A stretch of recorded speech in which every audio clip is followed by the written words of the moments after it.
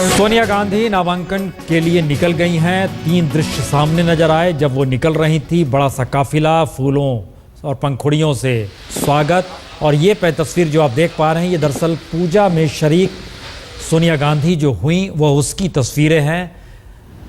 मौजूदगी राहुल गांधी की भी दिखाई दे रही है। सोनिया गांधी दरअसल हर बार नामांकन से ठीक पहले यहाँ पर हवन होता है, पूजा पाठ होता है। तकरीबन 20 से 25 मिनट इसमें लगते हैं। और जो जानकारी आई है, ये पूरा कार्यक्रम पूरा हुआ है पूजा पाठ का। इसके बाद वो कलेक्ट्रेट की तरफ निकल चुकी हैं। और रास्ते में चूँकि इतनी भीड़ है, कार्यकर्ताओं का हुजूम है, स्वागत है, तो उसमें धीरे धीरे काफिला आगे बढ़ रहा है। लेकिन ये पूजा पाठ को लेकर खास तौर से इंदिरा गांधी के दौर से ये सब कुछ होते आया है। इसका जिक्र वहाँ के पुरोहित कर रहे थे, जो कि रायबरेली में हैं, जो पूजा पाठ में शरीक होते रहे हैं। और शायद वो अगली पीढ़ी हो, लेकिन जानकारी यही दे रहे थे कि किस तरीके से उस समय जब इंदिरा गांधी का दौर था, उस समय इतना कुछ रहता नहीं था। जो भीड़ भड़क्का, हल्ला हंगामा था, वो कुछ नहीं था। और 2004 में जब सोनिया गांधी पहली बार यहाँ पर आई थी, तब भी इस तरीके का नज़ारा यहाँ पर नहीं था जो नज़ारा इस बार नज़र आ रहा है। क्योंकि बीते 10 बरस से सत्ता में है कांग्रेस, और सत्ता 10 जनपद से ही चलती है। ये हर कोई जानता मानता समझता आया है। पार्लियामेंट में विपक्ष ने बार बार इसका जिक्र किया है, कैसे रिमोट से ये पूरी सत्ता चलाई जा रही है। लेकिन सोनिया गांधी खुद प्रधानमंत्री चाहती तो बन सकती थी। उन्होंने पद छोड़ा, मनमोहन सिंह को आगे किया, कद बढ़ा, पद त्याग की बात आई। उसके तुरंत बाद याद कीजिए तो लाभ के पद को लेकर हंगामा मचा था, तुरंत अपने पद को छोड़ दिया। 2006 में जब बाई इलेक्शन हुआ तो उसमें सोनिया गांधी को 72% वोट मिले थे, और जो दूसरे उम्मीदवार थे उन्हें सिर्फ 18% वोट मिले थे। ये बात और आगे बढ़ी। 2009 में भी ज़बरदस्त 3.5 लाख वोटों से हराया। और अब 2014 एक ऐसे मौके पर कांग्रेस आकर खड़ी है जहां सोनिया की ताकत तो कम नहीं हुई है, लेकिन कांग्रेस सत्ताधारी होकर भी बेहद कमज़ोर, या कहें इतिहास में अगर झलक देखें तो सबसे कमज़ोर है। इमरजेंसी के बाद भी इंदिरा गांधी जब निकली थी तो ऐसा नहीं हुआ था जो दक्षिण भारत में कांग्रेस की सीटें बची थी, उत्तर भारत में तो सुपड़ा साफ जरूर हो गया था। लेकिन ये स्थिति आई नहीं थी कभी जितनी कमज़ोर इस बार कांग्रेस लग रही है। और ऐसे में कांग्रेस के अध्यक्षा के तौर पर सोनिया गांधी चुनाव के मैदान में हैं। कार्यकर्ताओं में उत्साह इस बार पहली बार नजर आ रहा है कि बीजेपी का कार्यकर्ता जो बीते 10 वर्ष से बिल्कुल निरुत्साहित था, कोई उत्साह नहीं था। 2009 में हर किसी के जहन में होगा जब लाल कृष्ण आडवाणी को प्रधानमंत्री पद के उम्मीदवार के तौर पर सामने लाया गया, कोई उत्साह नहीं था। आरएसएस भी कुंडली मारकर अपने घर में बैठ गया था, कोई बाहर नहीं निकल रहा था। लेकिन इस बार एक दूसरा माहौल है। संघ के स्वयंसेवक ही निकल रहे हैं, प्रचारक निकल रहे हैं, टिकट वितरण में उनका योगदान हो रहा है। हर पुराने स्वयंसेवक जिनका जरा भी लगता है कि संघ के साथ किसी का साथ रहा है, उन्हें टटोला जा रहा है, काम दिया जा रहा है, कहा जा रहा है बाहर निकलना है। और बीते दिनों नागपुर में 3 ऐसे मौके आए जब भैया जी जोशी ने इस बात को कहने में कोई हिचक नहीं दिखाई कि अब सत्ता पे काबिज होना होगा और हिंदुत्व को लेकर हिंदुओं को घर से बाहर निकलना पड़ेगा। श्वेता, उस रास्ते निकल पड़ी हैं सोनिया गांधी, लेकिन वहां पर क्या नज़ारा है? सुरक्षा बंदोबस्त कड़े कर दिए गए हैं, किस तरीके की व्यवस्था है वहां पर, जरा ये बताएं। प्रसन्न जी, क्योंकि उन्होंने ये फैसला किया कि कार्यालय से भी निकलेंगी कांग्रेस के, तो उसके बाद भी वो एक छोटा सा रोड शो करते हुए ही लोगों से मिलते जुलते ही आए। करीब फासला भले ही कम है, 1 किलोमीटर का है, लेकिन इसके बावजूद बताया जा रहा है कि 20 से 25 मिनट का वक्त लगेगा। सो जो आखिरी जो सिक्योरिटी अचानक सतर्क होती है वो अभी होनी बाकी है। अभी भी पुलिस वाले और बाकी जो कमांडोज है वो इधर उधर घूमते हुए नजर आ रहे हैं। जांच पूरी कर चुके हैं यहाँ पर, बस इंतजार कर रहे हैं कि जैसे ही खबर मिलेगी कि 10 मिनट का फासला रह गया है तो एक जो ओपनिंग है उसे यहाँ पर सील कर दिया जाएगा। फिलहाल यही है कि 20-25 मिनट में सोनिया गांधी यहाँ पहुंचेंगी। और वहां पर क्या कार्यकर्ताओं को नहीं आने दिया जाएगा? एक खास कोई दायरा बनाया गया है? जी प्रसून जी, अब ऐसे भी नामांकन दाखिल करने के लिए उन्हें जाना है तो 5 लोगों से अधिक नहीं भीतर जा सकते हैं एक वक्त में, तो इसीलिए कैमरा टीमों को रखा गया है। हालांकि इलेक्शन कमीशन की टीम वहां पर रहेगी जो सारी प्रक्रिया को चित्रित करेगी, तो उसके बाद हम वो सारी चीजें देख सकते हैं। यहाँ पर हम कोशिश कर रहे थे कि सोनिया गांधी से बातचीत कम से कम हो, चूंकि उन्होंने कहा था कि वहां पर पहुंचेंगी तो यहाँ पर पत्रकारों से बात करेंगी। हमारे अलग संवाददाताओं ने अलग अलग जगह पर जब कोशिश की थी तो यही बताया गया था कि मीडिया से बात करेंगी यहाँ पे, लेकिन हमने जो एक छोटी सी जगह घेरी हुई थी उसे भी फिलहाल हटा दिया गया है कि आने के बाद वो सारी चीजों का फैसला लिया जाए। और जैसे ही वो यहाँ पर पहुंचेंगे कार्यकर्ताओं को बाकी बाहर से रोक दिया जाएगा। चलिए इंतजार कीजिए, क्योंकि सोनिया गांधी हमें भी लगता है कि नामांकन दाखिल करने के बाद मीडिया से रूबरू जरूर होंगी, उसके बाद वो जरूर कुछ कहेंगी, हम आपके पास आएंगे। रामकृपाल जी, लोगों के जहन में दो सवाल जरूर इस बार हैं, क्योंकि कद बड़ा नरेंद्र मोदी का बीजेपी से बहुत ज़्यादा हो गया है। नरेंद्र मोदी लगातार लड़ते हुए एक योद्धा की तरह आए दिल्ली, केंद्रीय कमेटी में जो लोग थे उन्हें पराजित किया, संघ पीछे चल पड़ा, जो निर्णय ले रहे हैं संघ साथ खड़ा है। क्या ये माना जाए कि पहली बार संघ के किसी प्रचारक, वाजपेयी भी प्रचारक थे लेकिन याद कीजिए तो उस समय प्रेम अडवाणी के प्रति ज़्यादा था, क्या ये माना जाए पहली बार प्रधानमंत्री पद के उम्मीदवार के तौर पर मोदी के पीछे अगर संघ खड़ा ही नहीं है बल्कि संघ लड़ता हुआ नजर आ रहा है? बिल्कुल सही आप कह रहे हैं।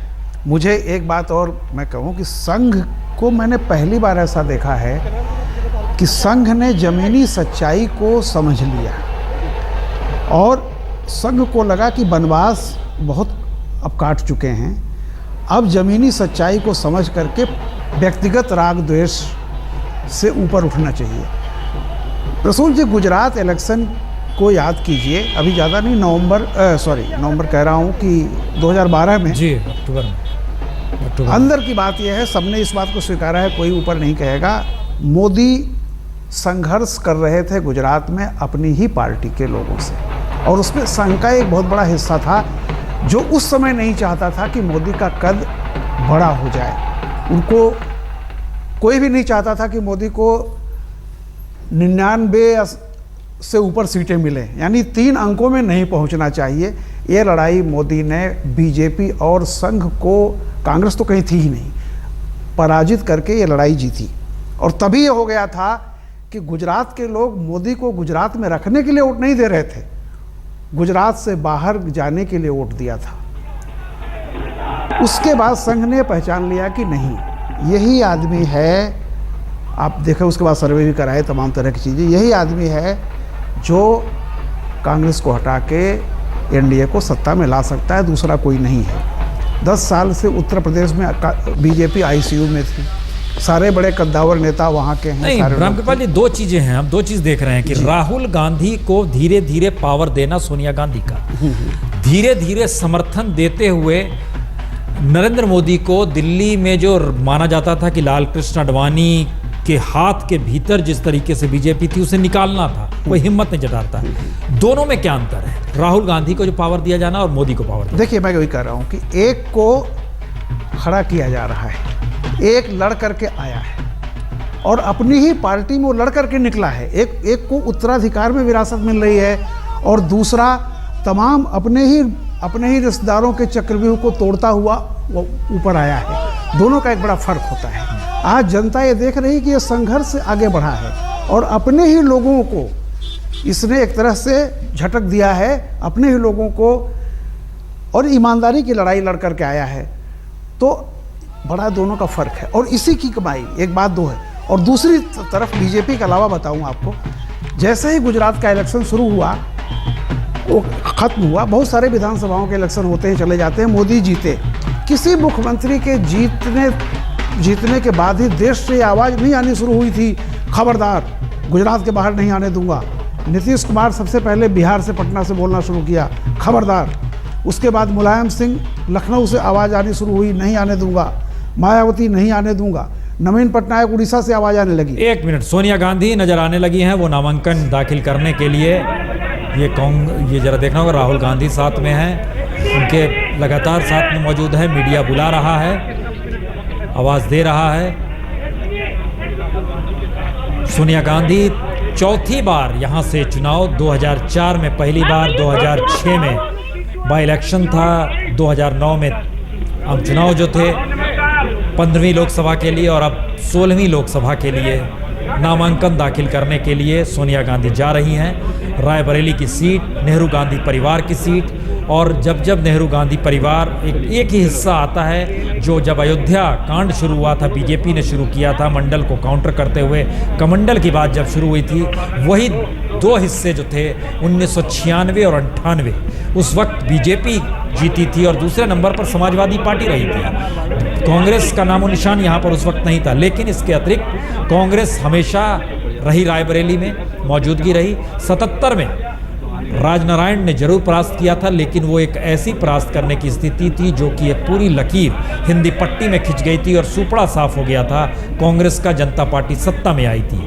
1971 में राजनारायण भी लड़े थे और ये राजनारायण हारे थे, इंदिरा गांधी जीती थी, लेकिन 1971 का चुनाव इसलिए एक मील का पत्थर हो गया, इतिहास में दर्ज हो गया, क्योंकि इलाहाबाद हाईकोर्ट ने उस चुनाव को अवैध करार दिया था। वहां पर किस तरीके से सरकारी तंत्र का इस्तेमाल किया गया था, ये आरोप लगा था सोनिया गांधी, ये इंदिरा गांधी पर उस वक्त, और इसके फैसले के बाद देश ने इमरजेंसी देखी थी। और वो एक पुराना किस्सा। नया किस्सा ये है कि सोनिया गांधी कांग्रेस की अध्यक्षा है और तमाम राजनीतिक दल अपने कद्दावर नेता को यहां से खड़ा नहीं कर रहे हैं। इतना ही नहीं, विधानसभा सीटों पर कब्जा करने वाले मुलायम सिंह यादव, जिनकी पार्टी का वर्धस्त रायबरेली अमेठी दोनों जगहों पर है, खुले तौर पर ऐलान कर दिया कि मैं उम्मीदवार यहां पे खड़ा नहीं करूंगा यहां पर। इसका मतलब जो भी निकाला जाए, लेकिन अब चूंकि नरेंद्र मोदी का दौर है बीजेपी में और नरेंद्र मोदी एकमात्र उम्मीदवार के तौर पर, घोषित तौर पर उम्मीदवार हैं प्रधानमंत्री पद के, किसी भी दूसरे राजनीतिक दल ने